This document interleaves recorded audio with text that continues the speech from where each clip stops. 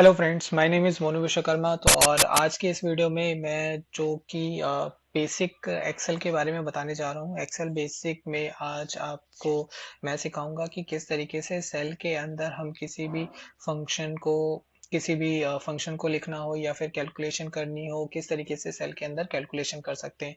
तो ये चलते हैं, चलिए शुरू करते हैं। तो फर्स्ट ऑफ ऑल आप देख रहे होंगे मेरे कर्सर को। जो कर्सर मेरा जहाँ पर भी है इन द सेंस कि C5 में मेरा कर्सर है, और कर्सर के अंदर जो ये कर्सर है ये मुझे डिनोट करता है कि मैं सी कॉलम के फिफ्थ रो पे हूँ। ठीक है, जो मेरा सी अगर मैं यहाँ पर लिखता हूँ इज इक्वल टू C5, तो देखिए ये मुझे राइट करने नहीं देगा क्योंकि मैं उसी सेल के अंदर हूँ और राइट मैं नहीं कर सकता फॉर्मूले के साथ।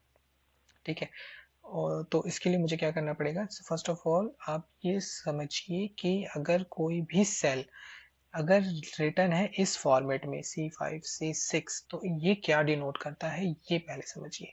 C5 ये डिनोट करता है कि C is the column, 5 is the row. C column है, 5 रो है। ठीक है, मैं C5 और अगर मैं जैसे ही इज इक्वल टू लगाता हूँ, देखिए ये सेल हाईलाइट हो जाता है। C5 के सी कॉलम के फिफ्थ रो में आई एम स्टैंडिंग। ओके, तो ये है बेसिकली एक किसी भी सेल को रीड करने का तरीका। तो और चलिए जानते हैं किस तरीके से हम किसी भी सेल में मल्टीप्लिकेशन कर सकते हैं। अब सपोज कीजिए कि मेरे B3 में मैंने 12 लिखा है और C3 में मैंने लिखा है 12। राइट, अब मैं चाहता हूँ डी कॉलम में इसका मल्टीप्लिकेशन, बी और सी का मल्टीप्लिकेशन। तो बेसिक तरीका क्या है, इज इक्वल टू लिखिए और अपने कर्सर को लेके जाइए। इज इक्वल टू लगाने के बाद अपने कर्सर को ले जाइए B3 पर, और मल्टीप्लिकेशन का जो साइन होता है वो होता है ये स्टार, ये एस्ट्रिक। ठीक है, इस एस्ट्रिक को लगाइए और दोबारा अपने कर्सर को बैकवर्ड ले जाइए और 12 पे क्लिक कर दीजिए। ठीक है, अब यहाँ पर एंटर कीजिए ना, ये आपका मल्टीप्लाई हो चुका है। ठीक है, तो मल्टीप्लिकेशन हमने समझ लिया किस तरीके से कर सकते हैं। आइए जानते हैं एडिशन। मल्टीप्लाई कर लिया, आइए चलते हैं एडिशन की तरफ।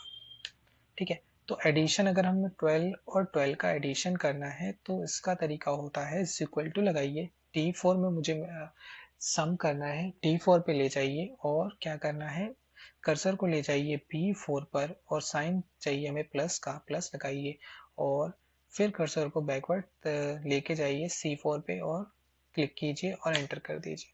नाउ देखिए ये आपका सम हो चुका है। ठीक है, अब एक जो बहुत ही बेसिक फंक्शन कह लीजिए या फिर एक इम्पोर्टेंट पॉइंट है जो कि मैं यहाँ बताना चाहता हूँ। अगर आप किसी भी सेल को, सपोज कीजिए कि मुझे इस सेल को B4 प्लस C4 को डिवाइड करना है 2 से। ठीक है, तो इसको करने का जो सिंपल सा तरीका ये है कि आपको पहले क्या करना होगा, क्योंकि आपको B4 और C4 दोनों को ही डिवाइड करना है 2 से, तो इसके लिए क्या कीजिए कि आपको इनको ब्रैकेट में लेना पड़ेगा। सबसे पहले इनको ब्रैकेट में लीजिए पूरे B4 C4 को, और अब डिवाइड कीजिए 2 से। ठीक है, तो ये देखिए 12 12 4 24 डिवाइडेड बाई 2, तो ये पूरा डिवाइड हो चुका है। ठीक है, कई लोग क्या करते हैं कि इसको ब्रैकेट नहीं लगाते हैं। ठीक है, ब्रैकेट ना लगाकर ये C4 को डिवाइड कर देते हैं। ठीक है, तो ये क्या हमें शो कर रहा है कि हम सिर्फ और सिर्फ C4 को डिवाइड कर रहे हैं, ना कि B4 को। अगर आपको B4 C4 दोनों को ही डिवाइड करना है तो आपको क्या करना पड़ेगा, इन दोनों को ही ब्रैकेट में लेना पड़ेगा। ठीक है, इन दोनों को ही मैंने ब्रैकेट में ले लिया और फिर मैंने डिवाइड किया तो 12 आ गया। अगर आप ऐसा नहीं करते हैं तो देखिए क्या गड़बड़ होती है। आपने सिर्फ इसको किया डिवाइड बाई 2, तो देखिए ये 18 आया, यानी ये क्या कर रहा है कि C4 को डिवाइड कर रहा है 2 से, तो 6 आया और 12 को ऐड कर दिया तो 16 आ गया। ठीक है, तो ये इस तरीके से कर रहा है, जो कि हमें गलती यहाँ पर नहीं करनी। हमें अगर डिवाइड करना ही है पूरे C4 B4 को, तो हमें इनको ब्रैकेट में लेना पड़ेगा।